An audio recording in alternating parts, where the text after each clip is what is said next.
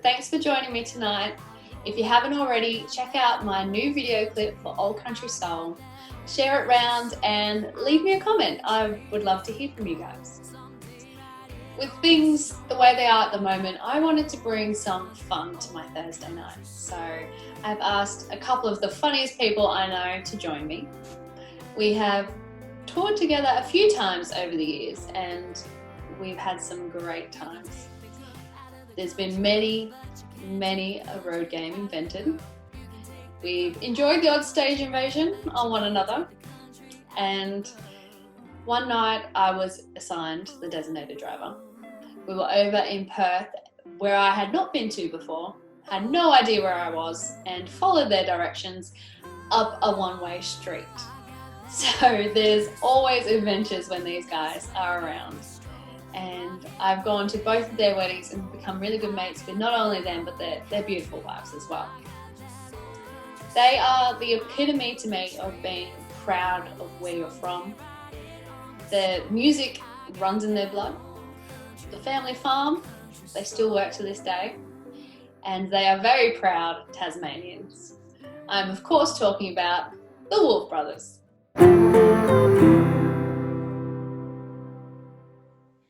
Hello Wolfies, how are you?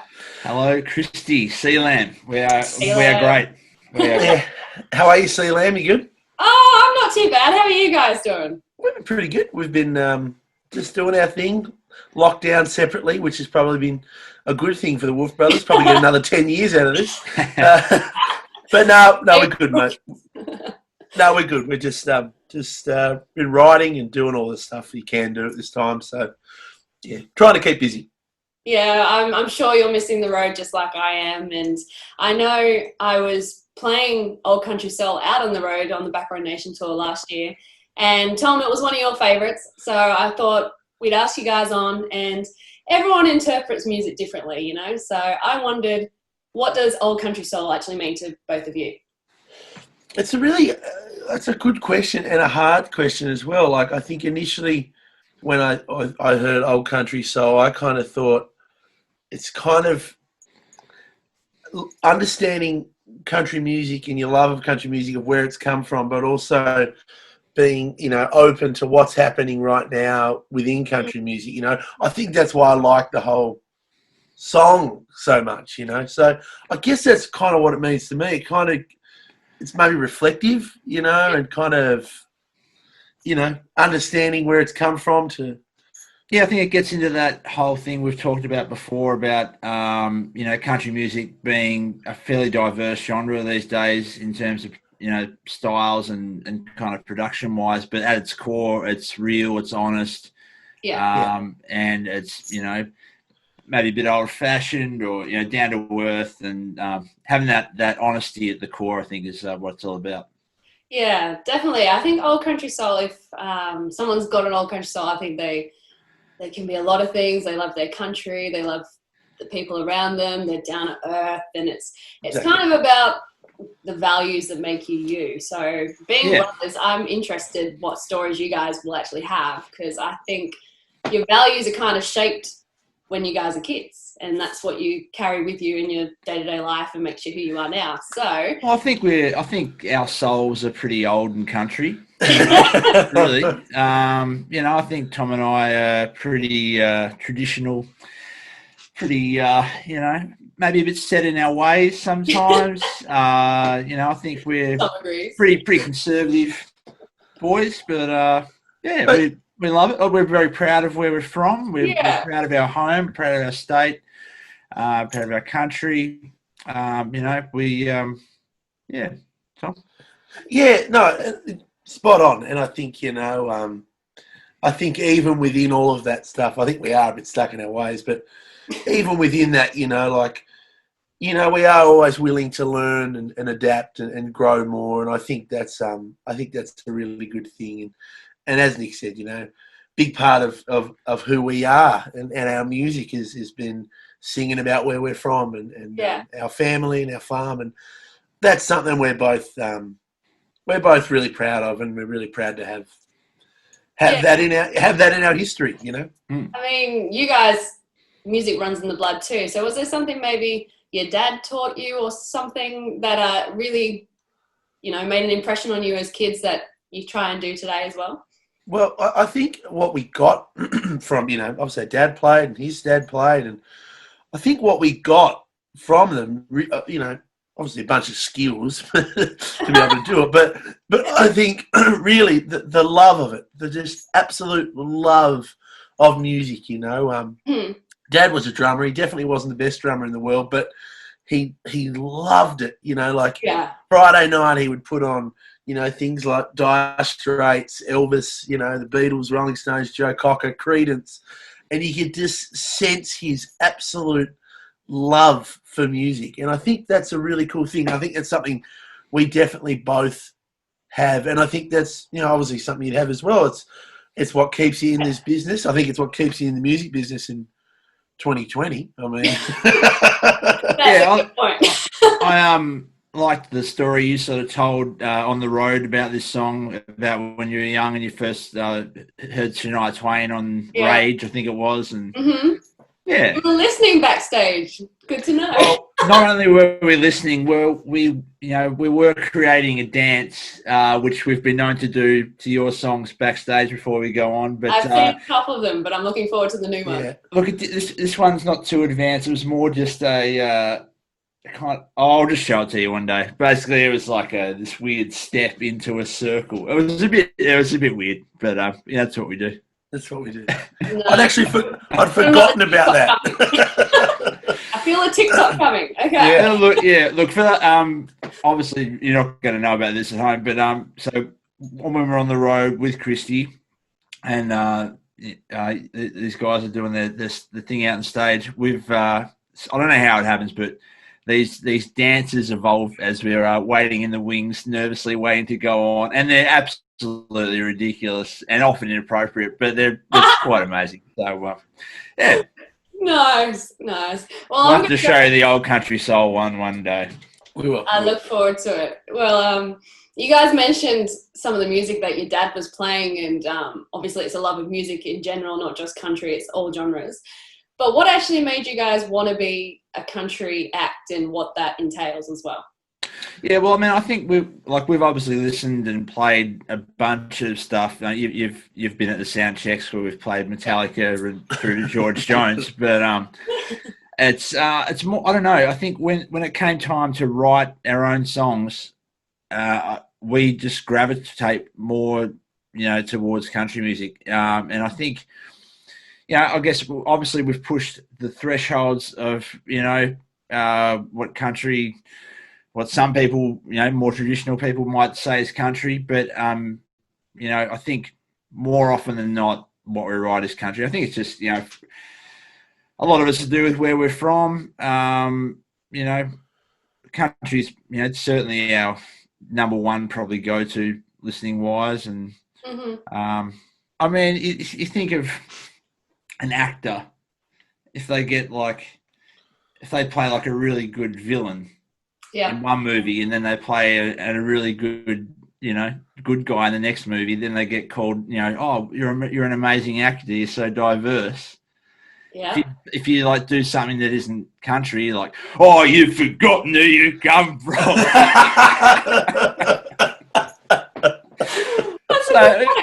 Who said you can't bloody play different music? We just like music, but we especially like country music. Yeah, I think that's when we started writing songs.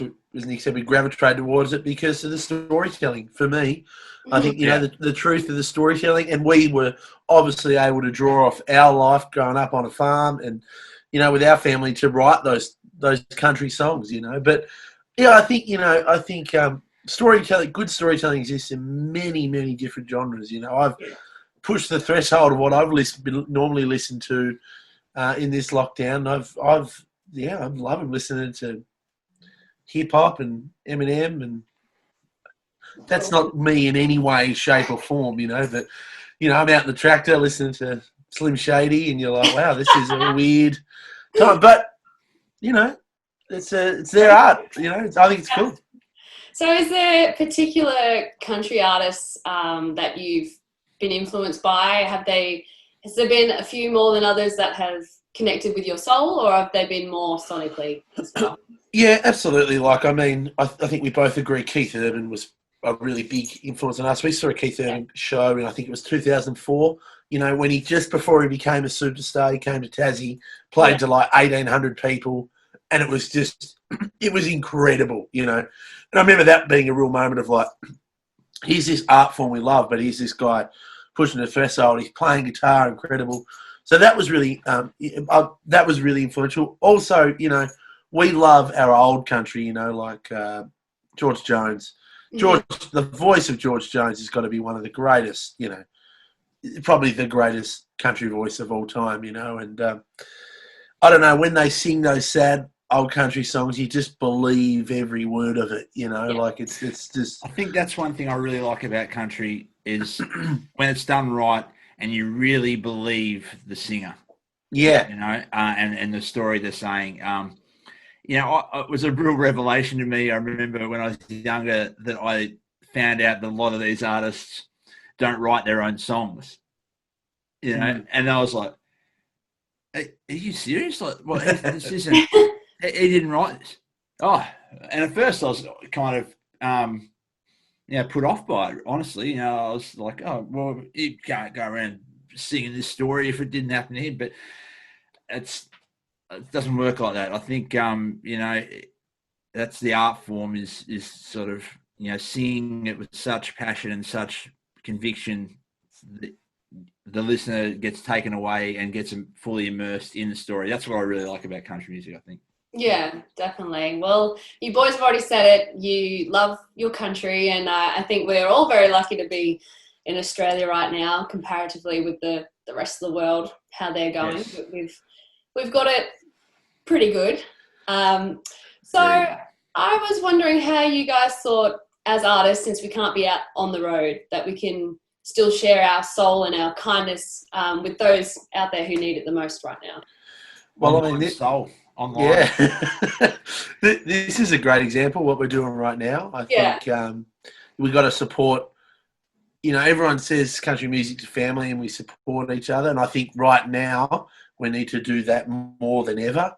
You know, a lot of people releasing albums and they can't go out and do a tour. You know, and as anyone knows, musicians 90%, 80%, even 100% of our income is touring. You know, so I think we got to support each other more than ever. And I think also what me and Nick have I think we've always known this, but we've always considered our job, you know, a big part of our job is entertainment. You know, Wolfe Brothers shows are fun, they're entertaining. We want you to come. We want to make you feel something. We want you to make you feel proud of who you are, your country. But we also want you to forget about the bullshit of the working week and just relax on a Friday night, you know. And I think we've sort of realised now more than ever, you know, with not being able to play live, we've been doing our live stream shows of a Friday night, and I think people have been, you know, the support we've got from that and the feedback we've got from that is, I think that's really helped a lot of our fans and a lot of people, because they can, it's like Friday night, they can put it on the TV or put it on the computer and have a beer and tune out and listen to me get drunk and yabber on, which is pretty normal. It's been nice to have that, do these like live streams and to do something that's been a bit informal, and to be able to play songs that aren't the singles and play some of our favourite covers from.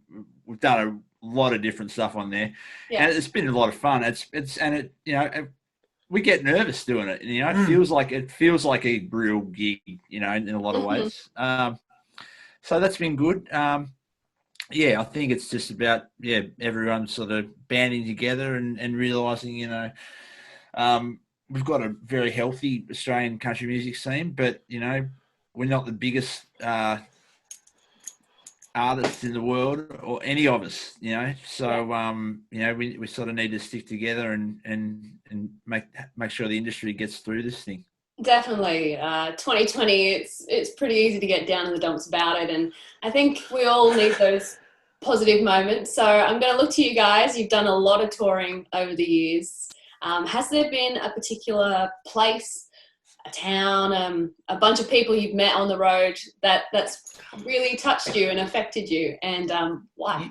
You and Jonathan Sealam. It's all you Ah, and Jonathan. shucks, I'll pay you later, Tommy.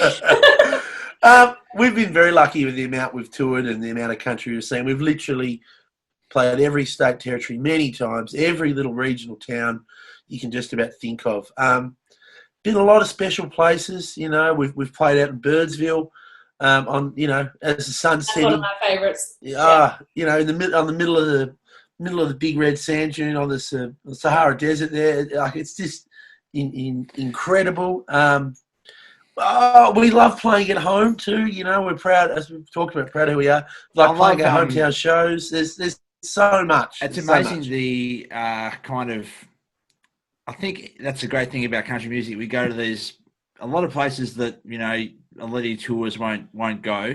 A lot of these regional places, far out places, and you get to see, I guess, you know, pretty appropriate term, but the soul of each little town, each little part of the country, and how it differs. And yeah, I'm reluctant to say anywhere in particular, because everywhere's got its thing. You know, every part's got its uniqueness. And it's just an absolute privilege to get to travel around and see it all. And I just want to add to that. Often been lucky to have so many memories. It's often till we not go to that town again. Let's say we're in Queensland and we go to Kingaroy again. We go, oh, remember that night we played here and that guy did this and how fun that was and how we met this guy backstage. So we're very lucky.